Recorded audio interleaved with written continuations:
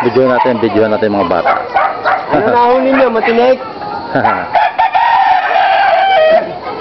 Ano yan, Martinico? Ano mahuli niya, Martinico? Matindi ko lang. Yun ang mahilig sa burak eh. Sarap ng isdang yun. Nakatikim na ba kayo ng isdang yun? Alam Martinico? Oo. Malasa yun. Ang problema lang kasi nasa burak eh. Ay, yun ang maruming isda eh. Oo. Kahit ano kinakain. Kailangan yun, maghapon magdamag mo munang ibababad sa tubig kasi sa kain mo eh. Oo. Pag hindi mo pinasuka yan, ako, dumili yan. Mamag-eba ka pa dyan. Oo, kumakain ng iba kayo.